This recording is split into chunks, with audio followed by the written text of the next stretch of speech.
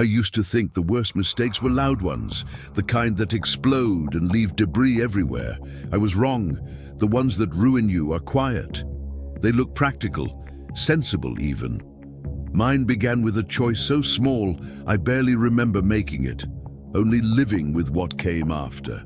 If you've ever trusted something just because everyone else did, if you've ever gone along with a decision because stopping felt inconvenient, you might want to stay until the end. I'm not telling this to be forgiven. I'm telling it because silence is how it happened in the first place. I tell myself I didn't know. That's the lie I've repeated for years. The truth is worse. I didn't want to know. And by the time the town noticed something was wrong, it was already too late to pretend we were innocent. Briar Hollow doesn't look like the kind of place where things go wrong. That's important. People imagine danger as something sharp-edged and obvious. But our town was soft around the corners, tree-lined streets, unlocked doors, the smell of bread drifting from kitchens in the early morning. We were the kind of town where strangers were noticed, but neighbors were never questioned. I had lived there my entire life. The old vendor arrived one autumn without announcement, setting up her small wooden cart near the bus stop on Maple Street. No permits that anyone could remember, no paperwork anyone asked for. She just appeared one morning, arranging tin trays beneath a faded canvas awning, as if she'd always belonged there.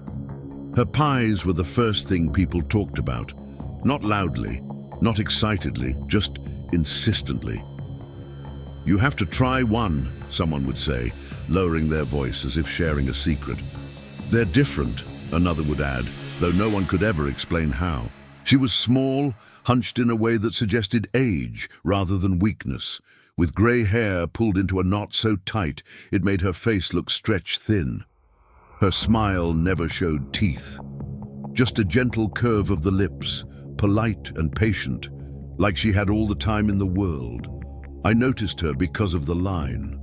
Every morning on my way to work at the municipal records office, the same people stood there, teachers, mechanics, a nurse from the clinic, a man who delivered propane tanks. Familiar faces, safe faces, the kind you don't associate with bad outcomes. I told myself I didn't stop because I was curious. I stopped because I was tired of bringing lunch from home. That was the first decision. The pies were cheap. Too cheap, maybe, but inflation hadn't hit Briar Hollow the way it had the rest of the country, or at least that's what we liked to believe.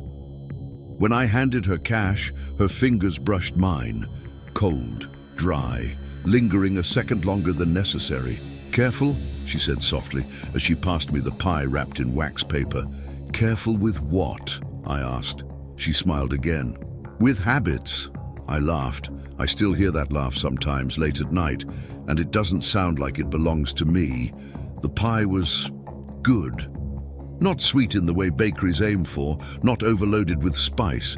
It tasted full, complete, like something made with attention rather than skill.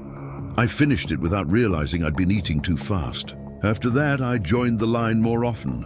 Weeks passed, the season turned, leaves rotted into the sidewalks and were swept away. The vendor remained, always in the same place, always the same number of pies, somehow never running out, never seeming to prepare more. That should have bothered me. The first disappearance was barely noticed. A man named Caleb Wright, mid-30s, worked seasonal construction, kept mostly to himself.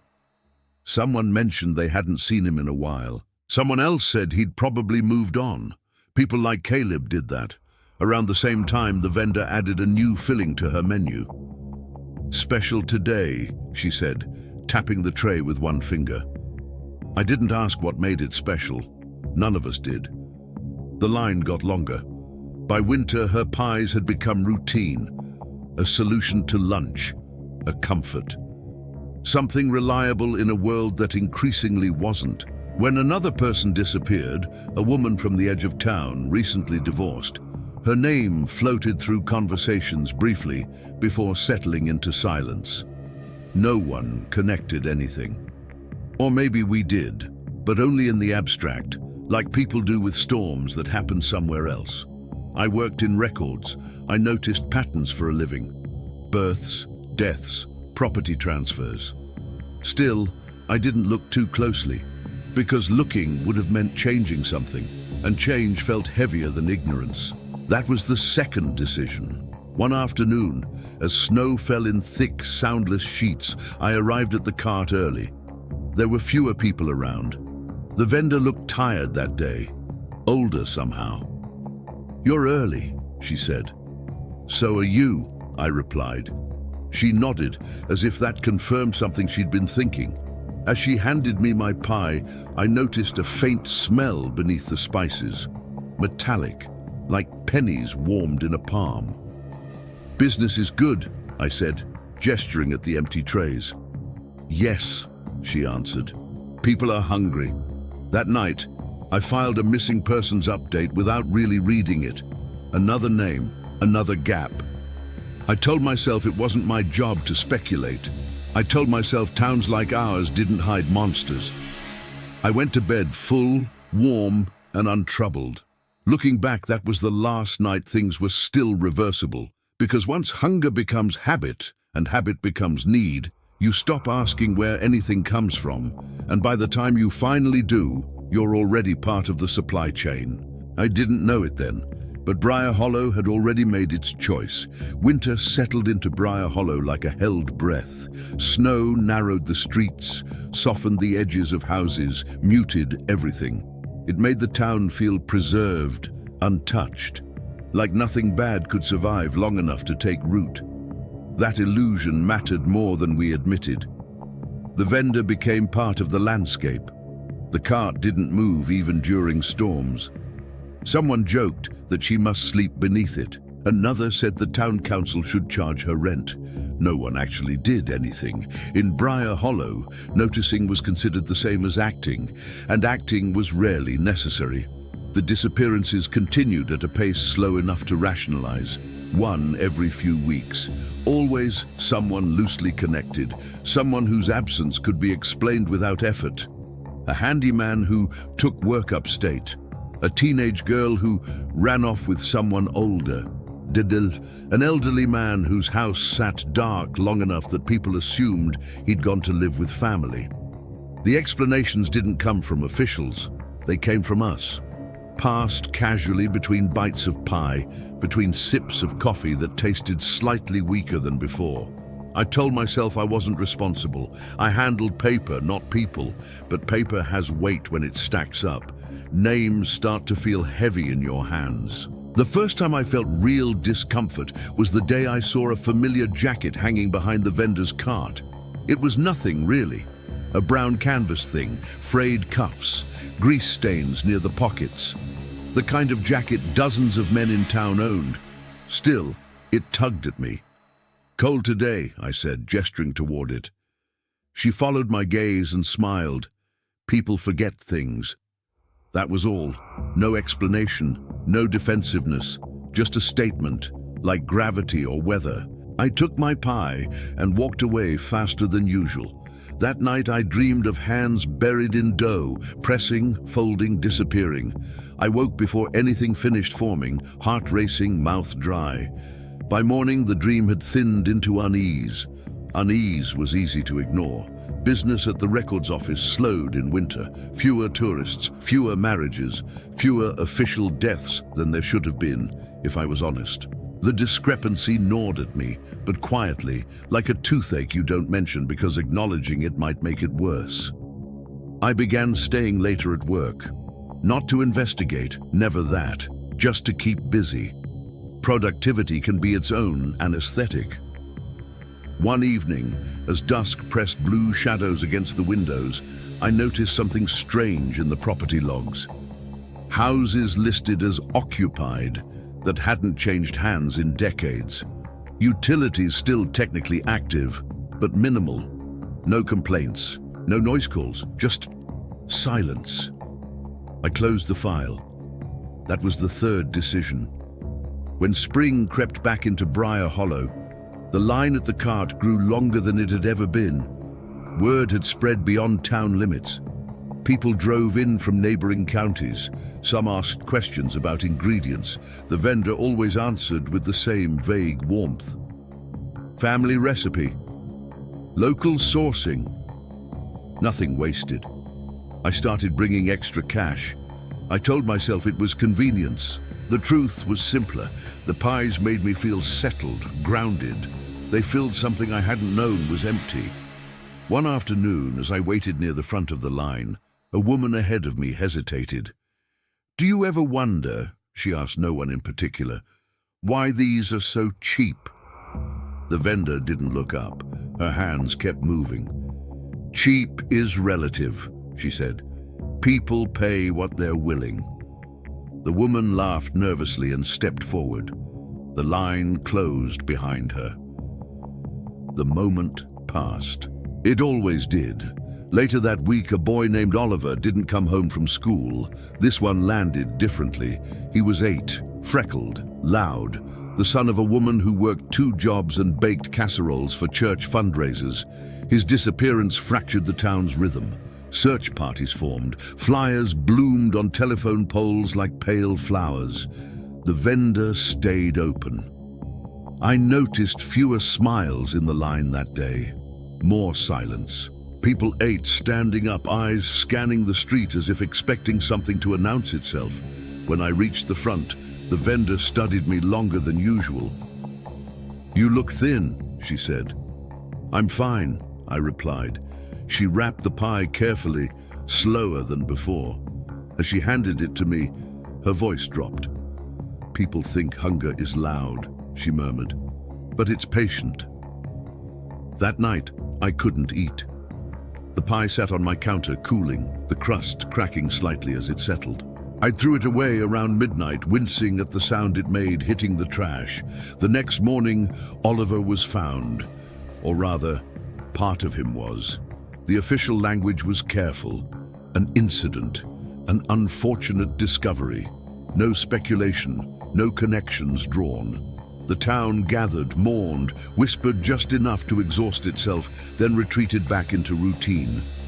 The vendor closed for 2 days. When she returned, the line was longer than ever. That's when I realized something I still struggled to say aloud. People weren't avoiding her.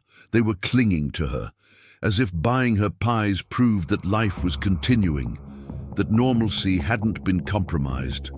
I joined them. That was the 4th decision. One afternoon, I stayed after closing, pretending to organize files while actually waiting. When the vendor packed up, I followed at a distance, not close enough to be obvious, not far enough to lose sight of her. She moved slowly but steadily, cart rolling behind her as if it knew the way. She turned down streets I'd walked 1,000 times, but never with attention. Past houses with drawn curtains, past lots where grass grew too tall. She stopped at a small building near the edge of town, once a butcher shop, I realized, closed years ago after an inspection no one liked to talk about. She unlocked the door and went inside. I stood there longer than I should have, staring at the darkened windows. I didn't go in. I didn't leave either. Eventually the lights flicked on. A warm glow filled the glass. Shadows moved, slow, deliberate. Something inside me tightened like a hand closing. I went home. That night I washed my hands twice before bed. They still smelled faintly of spice. The next morning another house appeared on my list. Occupied, no recent activity, utilities barely registering. I stared at the address. It belonged to Caleb Wright, the man who disappeared first. I closed the file again. My hands shook this time, because by then I understood something I hadn't allowed myself to before. The town wasn't being fooled. It was participating, piece by piece, choice by choice. And the worst part, the part that still wakes me up, is that the system only worked because people like me kept deciding not to be the one who asked the wrong question. The pies sold out by noon. And somewhere between the last bite and the empty tray, Briar Hollow crossed a line it would never find again. By the time summer arrived, fear had learned how to disguise itself as routine. The searches stopped first, not officially. No one announced it. but quietly, the way things end in towns like ours. Fewer volunteers showed up. Fewer flyers were replaced after rain peeled them from the poles. Names faded, faces blurred. The vendor never missed a day.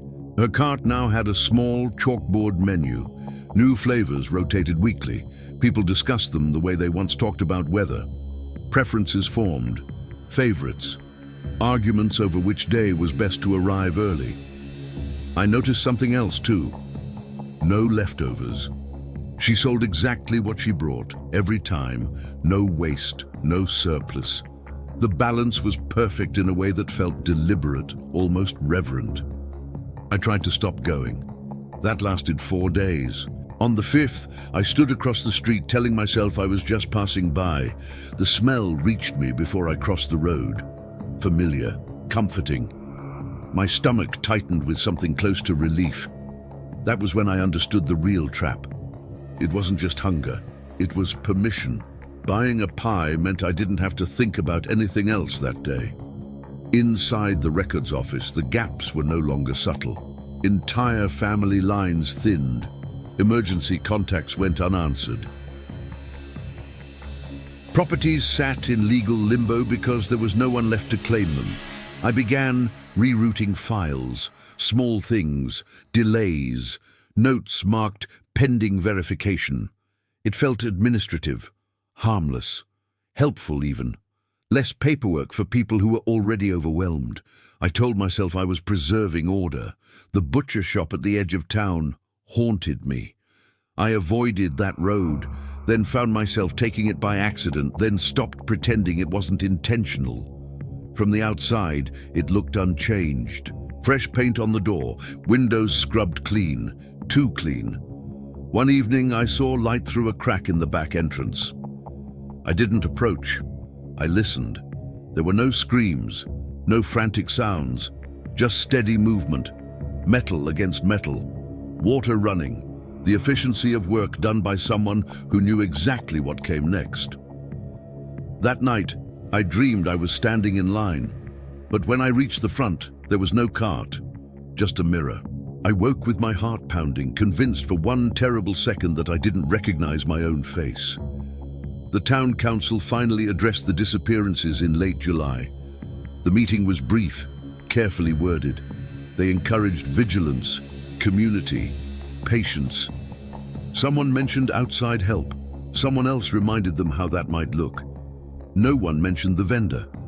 Afterward, refreshments were served. I didn't eat. Later that week, a woman confronted me at the office. Her husband hadn't come home in 3 days. She wanted to know why his name wasn't flagged, why there was no record of concern. I had the answer. It was sitting in a folder beneath my hands. Instead, I told her paperwork took time. She left in tears. I stayed late, reorganizing shelves that didn't need it. My reflection in the window looked thinner, sharper, less like someone who deserved to be trusted. The vendor noticed. "You're not eating much anymore," she said one afternoon. "I'm trying to cut back," I replied. She studied me for a moment, head tilted. "People think restraint is a virtue," she said, "but it's usually just fear wearing manners." Her words stayed with me longer than they should have. That night, I received an anonymous envelope under my door. No return address. Inside was a single photograph, the back room of the butcher shop. Hooks, tables, familiar patterns on aprons I recognized from town events. No note, no threat, just proof. I burned it in my sink, watching the image curl into nothing. The smoke smelled faintly sweet. By morning, I had convinced myself the envelope had never existed. That was the decision that sealed it. Because once you destroy evidence, you stop being a witness. You become infrastructure. By the time autumn returned, Briar Hollow was tired of pretending it was afraid. Fear takes effort. It requires attention, vigilance, interruption. And our town had learned, slowly, deliberately, that comfort was easier to maintain than honesty. The disappearances had become part of the background noise, like traffic on a distant road or a radio left playing in another room. You noticed it only when it stopped. The harvest fair that year was the largest I could remember. Larger than before the disappearances. Larger than before the vendor. As if abundance itself could rewrite the past. Booths lined the green, lanterns were strung between trees, and the air smelled like fried dough, apples, and something heavier beneath it all. Something warm and spiced that made people close their eyes when they breathed in.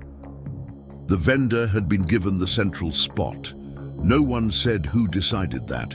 No announcement was made. But there she was, her cart positioned where the foot traffic was thickest, where children passed twice, where no one could avoid her without effort. Her awning was new, clean, a deep red that didn't fade in the sun. Above it hung a banner, professionally printed. I stood at the edge of the crowd and watched people eat. Not urgently, not guiltily, with ease.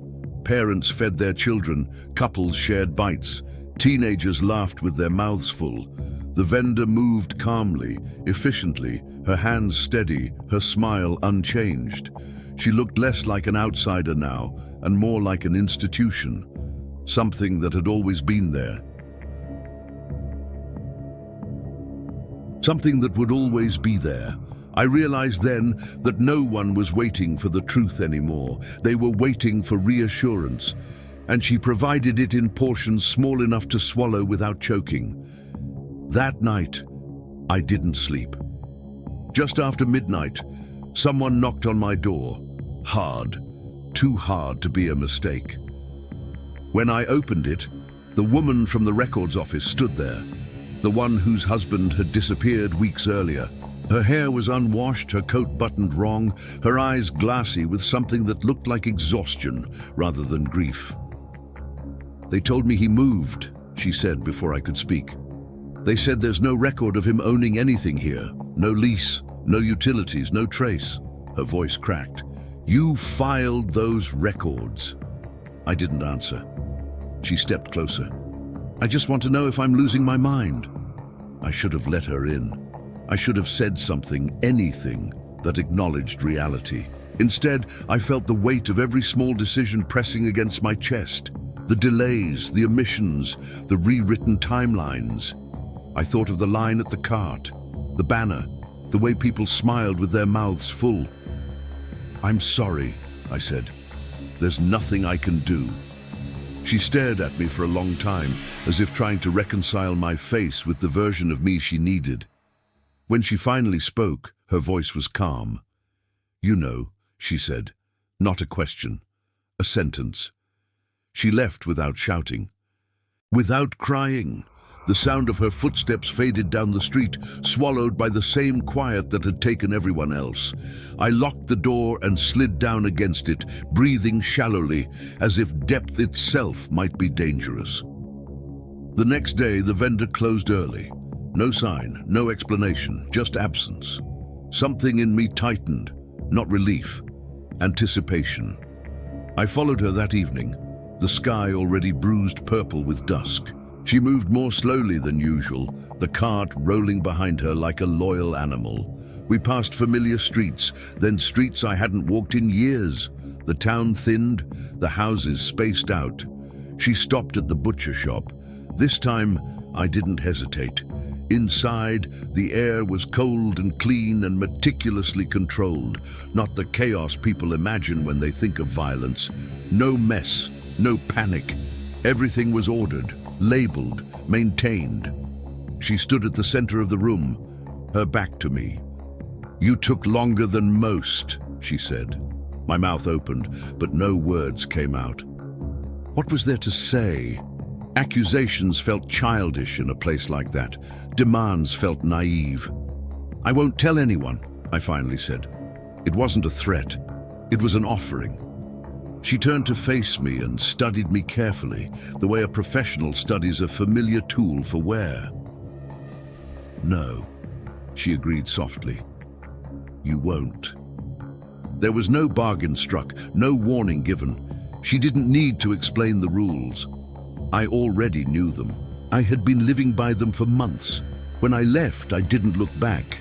A week later, she was gone. The cart vanished. The banner disappeared. The central space at the market sat empty, cordoned off with temporary fencing that no one questioned. People complained for a while, about inconvenience, about tradition being broken. No one asked where she went. The butcher shop went up for sale.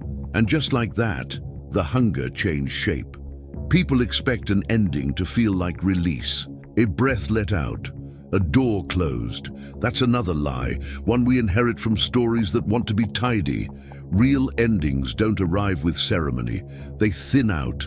They dissolve into routine until you can't tell where the damage stops and daily life begins. That's what happened in Briar Hollow. The vendor vanished without consequence. No sirens, no investigation that reached our streets, no reporters standing where her cart had been. Just an empty square of pavement and a temporary fence that stayed up long enough to become invisible. People complained briefly about inconvenience, about tradition being interrupted. Someone asked the council whether another vendor would be allowed to apply. No one asked where she went. The disappearances slowed, then stopped. That was all the proof anyone needed that the town had been right to remain calm. The narrative wrote itself. Whatever had been wrong had passed. Whatever danger there'd been had moved on. It was easier to believe that than to accept we'd learned to live alongside it. I stayed. That's the part people don't understand when I tell them now. They assume guilt should drive you away, that remorse should make distance feel necessary. But leaving would have required explanation, and explanation invites questions. Questions demand answers. Answers fracture communities like ours.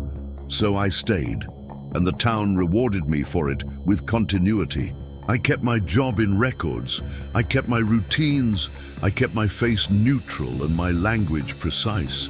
I became very good at choosing words that sounded complete without saying anything. Unconfirmed. Pending. Administrative delay. Phrases like those are soft places for truth to fall asleep. The butcher shop reopened the following spring.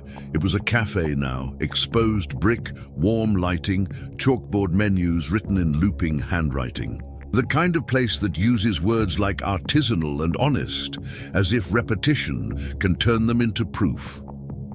On opening day, the line wrapped around the building. People took photos. Someone said it was nice to see that corner of town alive again.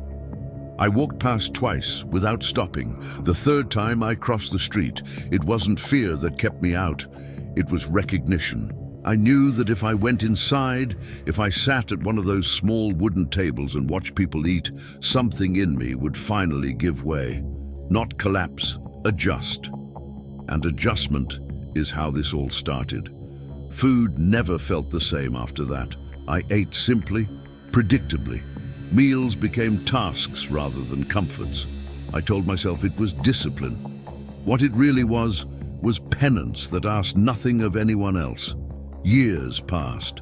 Children grew. Houses changed hands. Names that once carried weight became trivia, then faded altogether. I watched it happen from behind my desk, filing births beneath deaths, beneath absences that no one called by that name. Sometimes newcomers asked about the old vendor. They'd heard fragments, rumors, a story a cousin's friend had mentioned once. They'd smile when they asked, already assuming the answer. Urban legend, I'd say. People disappear everywhere. That satisfied them. Most people don't want the truth. They want permission not to carry it. There were nights I dreamed of the line, of standing among familiar faces, all of us quiet, waiting our turn. In the dreams, I never reached the front. I'd wake with my jaw clenched, the taste of spice lingering at the back of my throat, like something remembered rather than imagined. I started walking more. Long routes that took me past places I used to avoid. The green, Maple Street, the empty space where the cart had stood. Memory is a strange thing. It doesn't announce itself. It waits until you're ready to trip over it. One afternoon, years later, a boy stopped me near the records office. He couldn't have been more than 10. Freckled, loud, the same age Oliver would have been if anyone said his name anymore. "Do you work here?" he asked, pointing at the building. "Yes," I said. "My mum says you know everything," he said, with the unearned confidence of a child who still believes adults are careful by default. I smiled. "I know where things are kept." He considered that. "That's kind of the same thing." I watched him run off, his sneakers slapping against the pavement, and felt something tighten in my chest. Not grief exactly, but proximity, as if the past had brushed close enough to remind me it still had mass. There is a drawer in my office that I keep locked. I've moved buildings twice since the vendor disappeared, but the drawer came with me. Inside it is a file I never corrected. I tell myself that's proof of something. Restraint, maybe. Conscience. The truth is simpler. I don't open it because I don't need to. I remember the name. I remember deciding that one more adjustment wouldn't matter, that no one would notice, that the system worked better when it wasn't interrupted. That decision didn't end when I made it. It learned how to replicate. People like to believe monsters are rare, singular, that once they're gone, the danger leaves with them. But monsters are inefficient. They draw attention. What lasts are habits. What lasts are systems that reward quiet cooperation. She understood that. She didn't force the town to do anything. She offered something, warm, familiar, convenient, and asked only that we accept it without looking too closely. She trusted us to do the rest ourselves, and we did. I sometimes think about her leaving, about the certainty with which she closed that chapter. She didn't burn anything down. She didn't confess. She simply stepped away, confident the hunger she'd fed would find new shapes.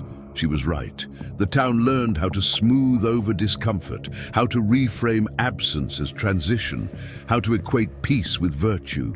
Those lessons didn't disappear. They embedded themselves in the way decisions get made here, in the pauses before objections, in the language of compromise, in the reflex to choose what keeps things moving. Every place has a history it doesn't advertise. Ours just happened to taste good. On certain afternoons, when the light slants low and the air carries that familiar warmth, I still catch it. The scent of spice, of crust, of something that makes my body react before my mind can intervene. Hunger, sharp and immediate, followed by a shame that arrives a half-second too late. That's how I know none of this is really over. Because what she sold wasn't food. It was permission. Permission to look away. Permission to benefit without responsibility. Permission to believe that silence is neutral. If you ever find yourself in a place like Briar Hollow, a place that feels safe because nothing is questioned, pay attention to how easy it is to belong. Ask yourself what you're being fed. Ask yourself what you're not being asked to see. Because the most dangerous decisions don't announce themselves as wrong. They arrive dressed as comfort, as routine, as trust. And once you accept them, they don't need to be repeated. They live on their own.